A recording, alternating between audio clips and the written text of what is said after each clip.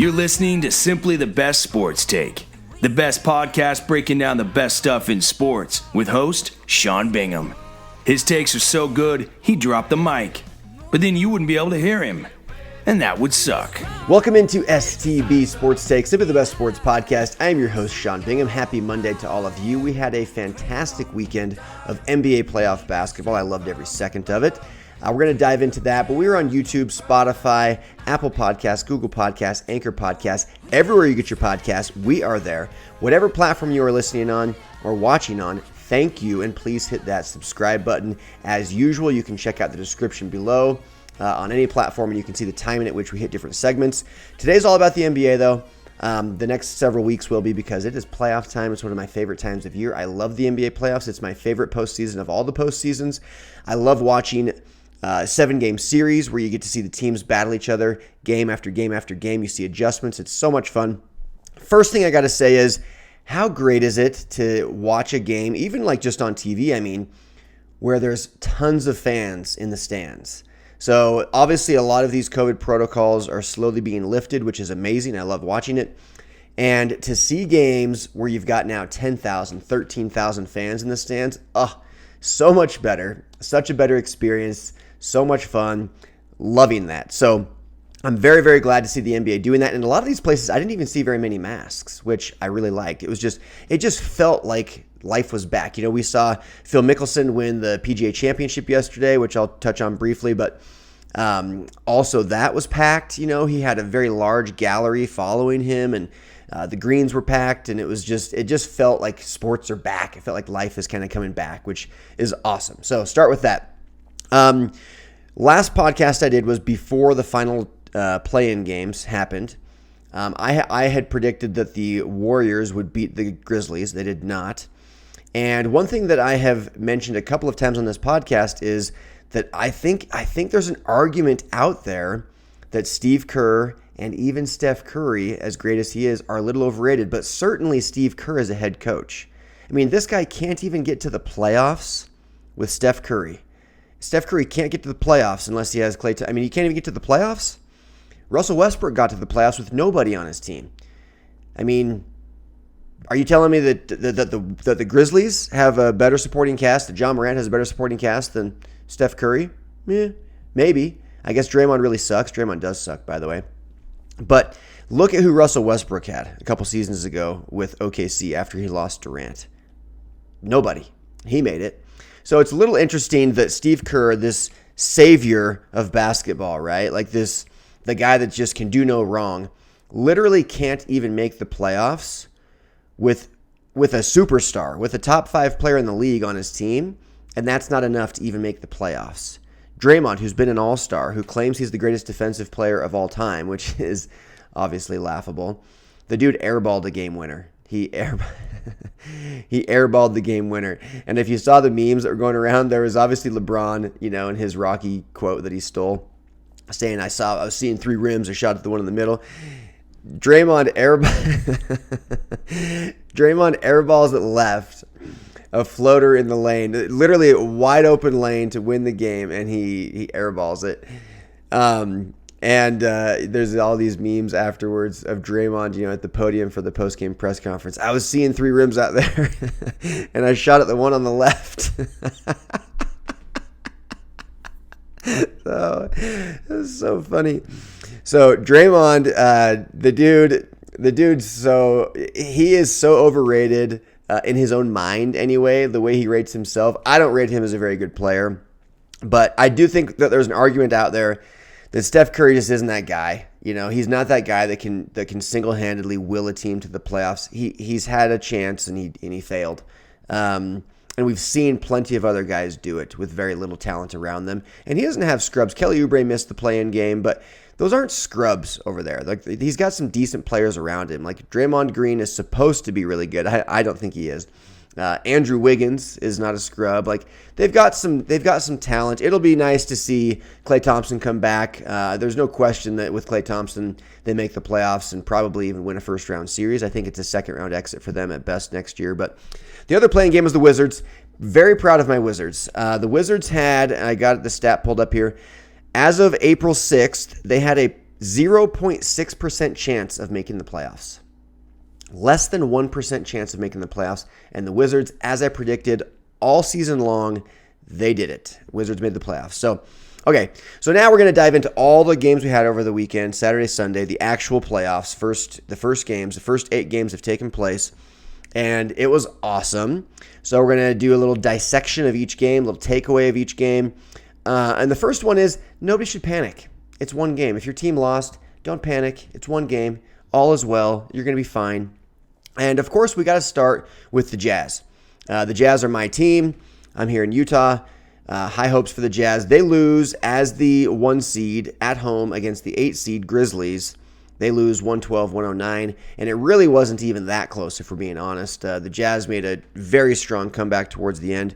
They led, by double figures in the first half, but then the tables were turned in the second half, and the Grizzlies just started to run away with it, and then Bogdanovich caught fire, and Jazz make a little comeback, but fall short, lose by 3 at home opener, 13,000 fans, D-Wade's in the house, T-Pain's in the house, and we lay an egg. It was embarrassing. It was gross. It was disgusting. I hated it. Even if we had won, that was a gross, disgusting, embarrassing game, even if the Jazz had won that game. But don't panic. Don't fret. It's one game. The Jazz will win this series. You don't want it to go more than 5 because we're going to have a tough matchup in the next round, and it's always nice to be a little bit more rested than the other team. I had predicted that the Jazz would win in 5 over the Warriors. Obviously, they didn't play the Warriors. I tweeted after the Grizzlies won just the sweep the broom emoji. Definitely, I got to admit, was in reference to the Jazz and the Grizzlies. So I bet my good friend Dave Glauser, loyal listener to the podcast. Thank you, Dave. We bet $5. He bet against the Jazz, lives in Utah, bet against them. That's what kind of fan he is. But we bet $5 that the Jazz would sweep. I predicted that they would. He said they would not. Now, I've already paid him, and that's fine. He can keep the money. It's only $5. But, a little gentleman's wager. But I definitely was thinking that Donovan Mitchell was going to play. And if Donovan Mitchell plays yesterday, we win that game very handily. We could not have played worse. We looked pathetic. Donovan Mitchell was a very last-minute scratch. And there's reports now coming out this morning that he was pissed that he was held out from playing that game. Like he was a full participant in practice all leading up to the game all week, and then they pull him last minute. And what happened here is the Jazz wanted to give their superstar, or their all-star, we'll say, their best player, they wanted to give him a couple things they wanted to do. They wanted to give him a few more days of rest and healing. Smart. They wanted to eliminate one more game of wear and tear, potential re-injury off of his slate, thinking that they could win without him. All of which, in hindsight, was a bad decision. But at the time, I actually don't agree. I don't disagree with it. If you've got a guy and your trainers and doctors are saying, look, he's not quite there. Like he's fine to play. He's cleared to play. But if you could give him 2 or 3 more days, that would be nice. I think if the Jazz win that game last night, maybe even win it handily, you might even see Donovan sit for the entire first round. Because when you got a guy that's hurt and you're winning without him, you just give him that much more time to fully heal. So clearly he's not fully healed. I think you're going to have to see him come back for game 2. We cannot risk going down 0-2 at home in the first round against the 8 seed Grizzlies. That is not something that we're willing to do here. So Donovan Mitchell's going to play. I think he's going to be fine. I think he probably already is fine. That's why he's so upset that he was a last-minute scratch. So very bizarre decision by the Jazz. I don't entirely disagree with it, though, like I say. But I think you'll see that quickly flip, and Donovan Mitchell will play game 2, which isn't until Wednesday. So they've got today off, tomorrow off, Wednesday they play. I think you're going to see a Jazz blowout in game 2. That's what I'm predicting in game 2. So don't freak out. But again, we just looked unathletic, overmatched, unprepared. Ja Morant this is Mike Conley's old team. Ja Morant is his replacement, and he looked like just the younger, better, quicker, more athletic, overall just better version of Mike Conley last night. And so Mike Conley has got to turn that around. We've got to see him play better, shoot better. We made Dylan Brooks look like a freaking superstar. And that guy is annoying AF. I cannot stand that guy. I just think of him just flopping and flailing at Oregon, where he barely gets tapped, literally barely gets tapped, and jumps backwards like he's doing the triple jump backwards, falling onto the floor like he just got shot. I mean, this guy is so annoying. And Reggie Miller on last night's broadcast couldn't shut up about what a dog he is, the guy you want on your team. No, I do not want Dylan Brooks on my team. That guy is so annoying.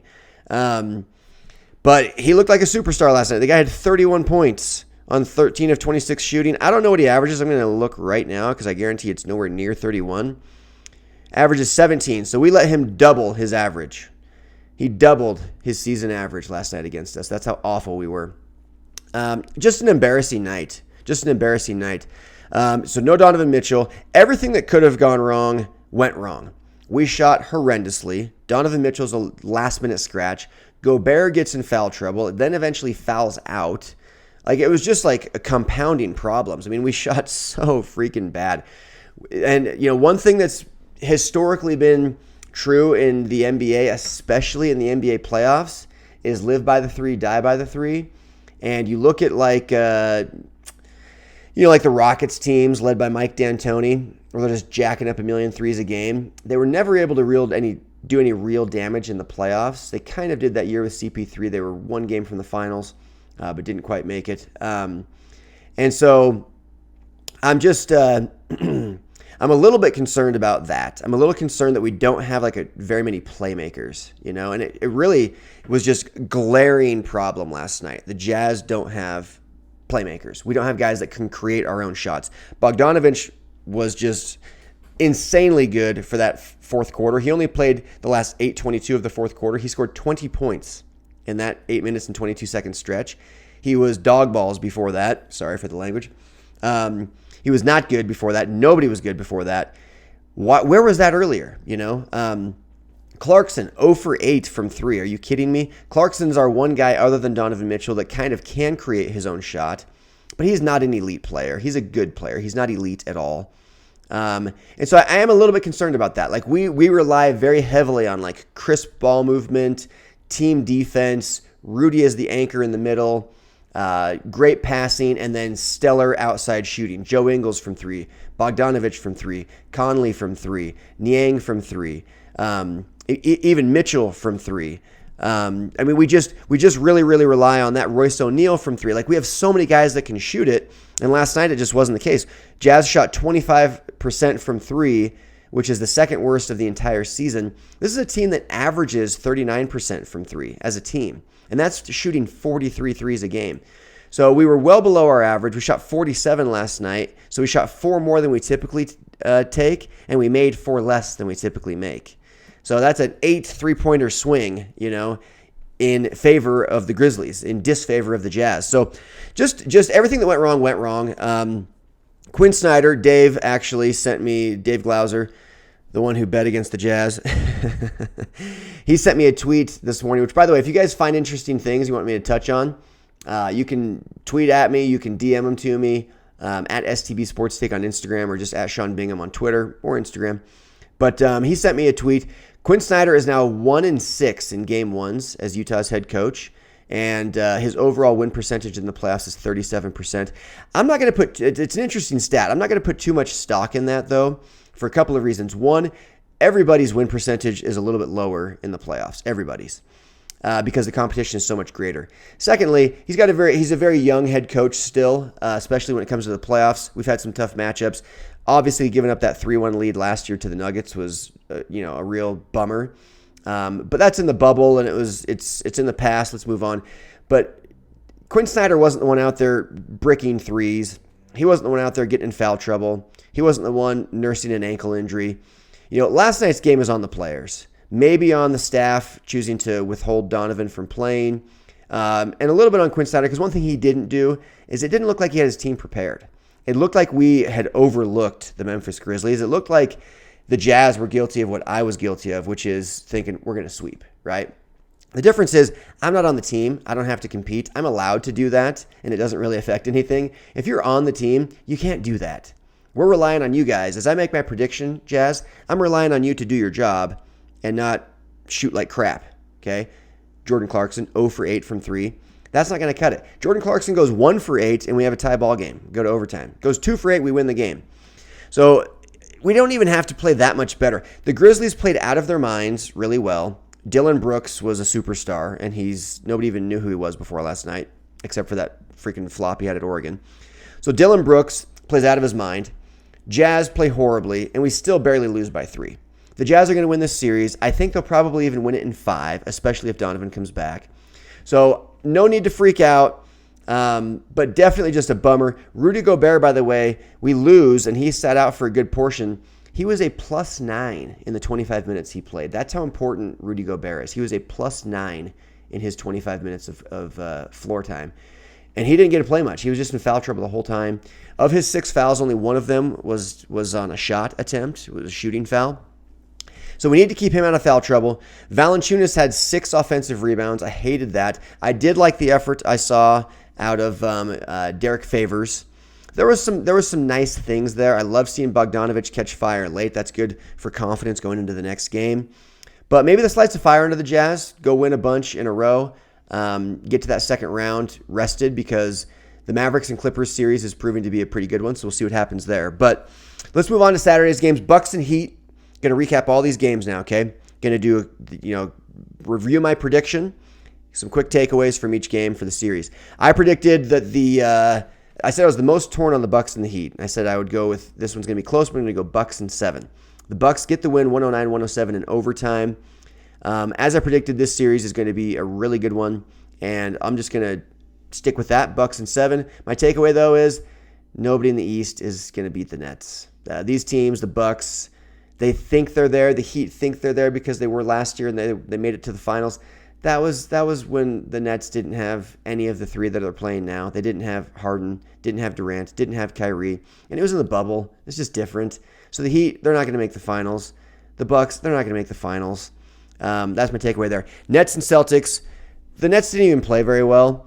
My prediction is that the Nets would sweep, and both teams shot really poorly. KD, Kyrie, and Harden combined to go 5 of 24 from 3, and they still won by 13. So the takeaway is the Nets are going to get to the finals, likely with no more than 2 losses, barring injury.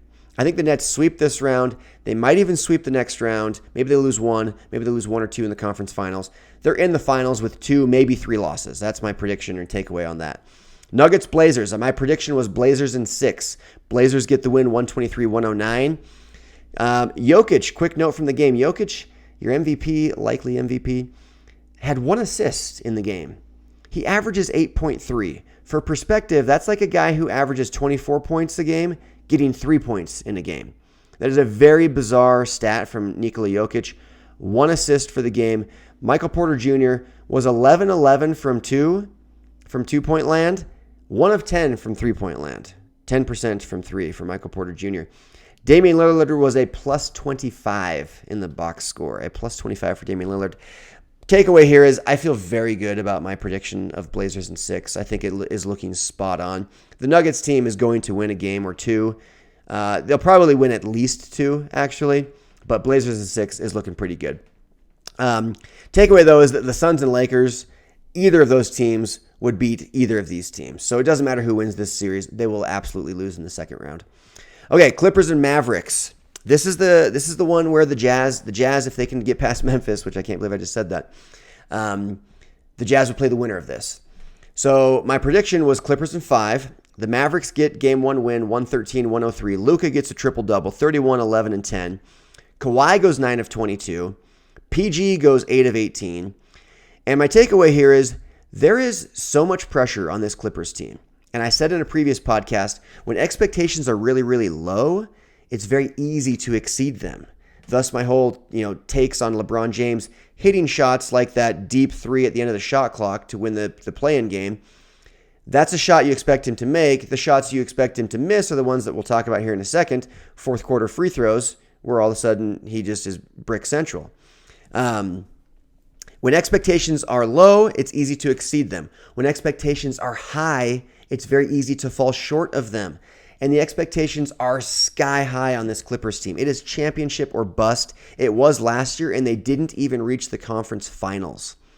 Paul George named himself Playoff P, and he's not good in the playoffs. So he has heaped high expectations upon himself. He has heaped pressure upon himself.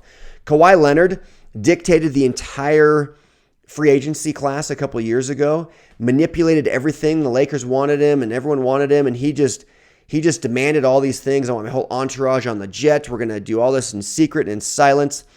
I'm going to steal Paul George from OKC. I'm going to trick the Lakers into thinking I'm coming there.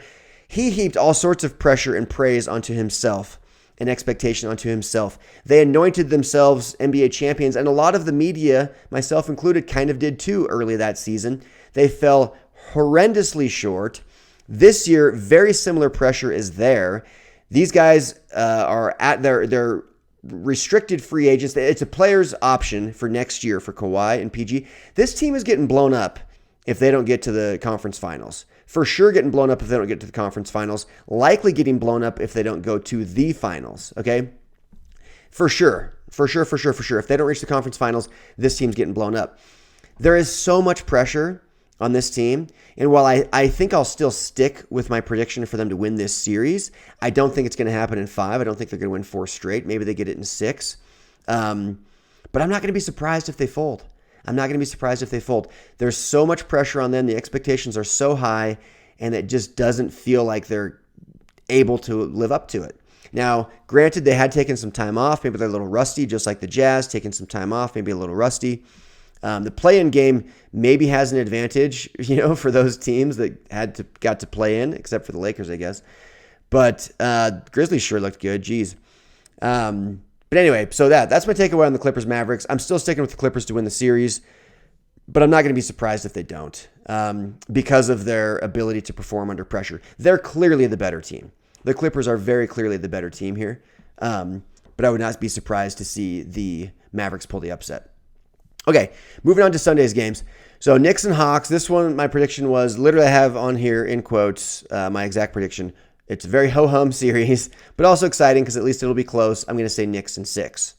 That was my prediction. Very good, except I'm going to flip that. I need to immediately just amend that prediction. I don't know why I picked the Knicks. I guess because they had home court advantage. But the Hawks are the better team. And so I'm just going to immediately admit that I was wrong and amend it after one game to the Hawks in 6. Alec Burks last night, former Jazz man, led the Knicks in scoring with 27. Meanwhile, Julius Randle, their all-star, was 6 of 23. Trae Young had the game winner basically at the buzzer. There was like 0.9 seconds left. A little floater in the lane, the one that very similar to the one that Draymond airballed for his game winner.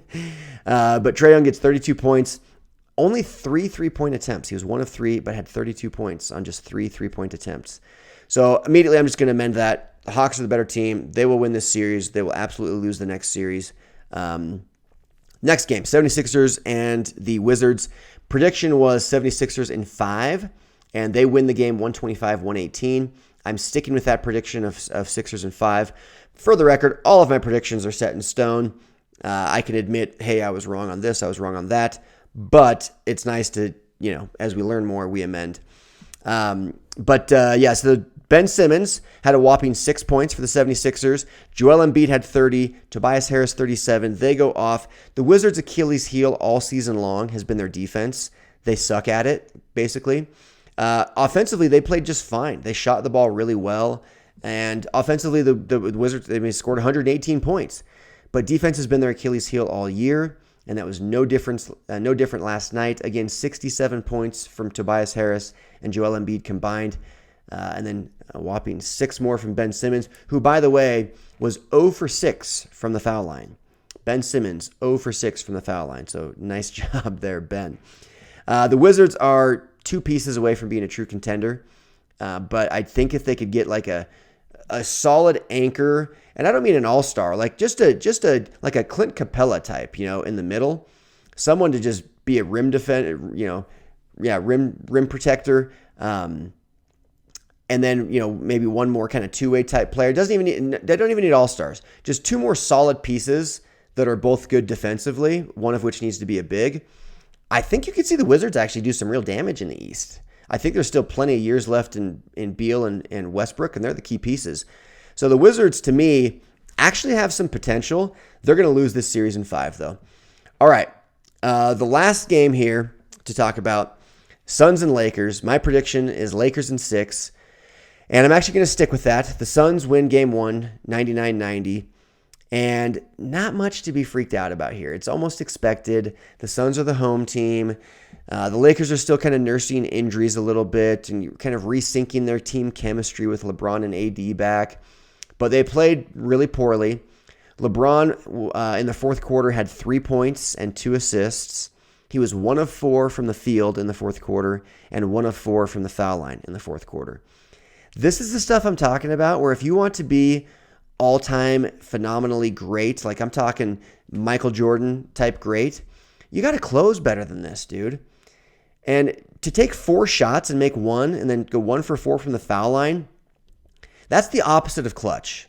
And that's what I'm talking about. LeBron James just coming from behind in the fourth quarter, that's what he does. 1 of 4 from the field, 1 of 4 from the foul line. First off, you got to take more than 4 shots. If you're the man, he played the whole fourth quarter. Played the entire fourth quarter.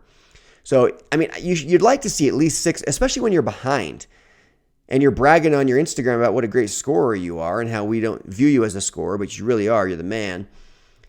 At least take 6 or 7 shots. Jeez, you know. So he did manage to have another just horrendous injury. Barely got tugged on his arm by Chris Paul. And he, after missing a free throw, throws himself to the floor as if he just got murdered, screaming in agony, wincing and moaning, and I'm so hurt, I've been hit. And it's like, what do we got to do to keep this guy off the ground? You know, poor LeBron. Just miraculously, he was healed again. Seconds later, he was totally fine. But real scary moment. No, not even remotely scary. Everybody, now he's like the boy who cried wolf. It's like every time he goes down, we're like, oh, well. Every game, LeBron ends up on the floor in agony, right? Chris Paul, by the way, had a little bit of a scare with his shoulder injury. And we'll see. His looked more legitimate. Obviously, LeBron's was bogus. Chris Paul came back, but I'll tell you what, if he's hurt, they're screwed. I think they're going to lose the series anyway. But if he's hurt, they're screwed. Devin Booker played well. DeAndre Ayton played well. DeAndre Ayton was 10 of 11 from the field. Those guys went off. In fact, let me look at the box score here. So, yeah, DeAndre Ayton had 21 points, 16 rebounds. And then Devin Booker, but this is their debut for both these guys, their playoff debut. 34 points, 8 assists for Devin Booker. He did have 6 turnovers, which is not good. But, yeah, Chris Paul, kind of a non-factor offensively. With just 7 points on just 8 shots. So the Suns play really, really well. 2 of their big 3 play just extremely well. I don't think you'll see DeAndre Ayton play quite that well the rest of the series. And he shouldn't. I mean, what's wrong with these Lakers defenders? Andre Drummond and Anthony Davis, they can't keep DeAndre Ayton from going 10 of 11 from the field. Bad news. Anthony Davis, 5 of 16, minus 18 on the box score. After the game, he says he took all the blame, that there's no way they win a game, let alone a series, if he plays like that. I agree. The dude had 7 rebounds, 13 points. Did have 3 blocks, but 5 of 16. They need him to play better. I think you'll see the Lakers win this series in 6 still, and we'll just kind of keep our eye on that. Okay, couple final things to wrap up with. 1, Phil Mickelson, the oldest to ever win a major in golf, 50 years old, wins the PGA Championship yesterday. He's actually 3 weeks from his 51st birthday, so he's basically 51. It's been 8 years since his last major, which was the British Open in 2013. And this made me think, I'm excited to see what Tiger can do when he comes back. He did shatter his leg in another very bizarre car accident just a couple months ago. So it's highly unlikely we see him back anytime this year. But hopefully for next year's Masters and beyond, he'll be 46 then. This gives hope to Tiger Woods and others, but especially Tiger Woods, because Tiger's got 4 or 5 more years before he reaches Phil's age, 5 more years before he's Phil's age, and his peak was far better than Phil's peak. And so it is possible to do it. Tiger can come back and do it. I personally am rooting for him. I would love to. I think he's the greatest golfer of all time. I'd love to see him get a couple more majors to be right there with Jack Nicklaus. But kind of interesting thing. And then the last thing I want to talk about, this is just NBA thing that I had pulled up here. This season, 11 players played all 72 games of the regular season. That's the lowest let's see, 11 players every game of the schedule is the lowest in the NBA since 1954-55. 11 players played every game. 11 in the entire league played every game. That's the fewest in 60 years. Okay, so what I've been saying about this trend of like people sitting out, load management, resting, the NBA needs to change something. They're talking about this midseason tournament, which could be cool. The play-in games, which I should have mentioned this earlier, the play-in games are clearly awesome. Like the one and done is very exciting to watch. I actually love it for the play-in. It's perfect for what it does. I do think they should eliminate a team from the playoffs and then have, instead of 8 teams, have just 7 like I mentioned before. But they need to do something they need to get rid of back-to-back games, and they need to maybe condense the season a little bit, because if you get more and more players sitting out, you're just going to get a worse and worse product, and we all just kind of sit around and wait for the playoffs to come, and now we actually watch and enjoy it, and the players actually play hard. And they play. How about that? All right, that's all the time I have for today, you guys. Hope you've enjoyed it. Please share the podcast. Please subscribe to the podcast. I'm going to be doing multiple of these every week. I'm not going to be able to hit every single day, but you will see multiple podcasts every single week. So follow me on Twitter at Sean Bingham. You can find the Facebook page, STB Sports Take on Facebook. And you can also, of course, follow on Instagram and TikTok at STB Sports Take. That is it. I am out. Peace. Thanks for hanging with Simply the Best Sports Take. Don't forget to subscribe to this podcast and check out stbsportstake.com. Simply the best in sports. 'Cause we are warriors.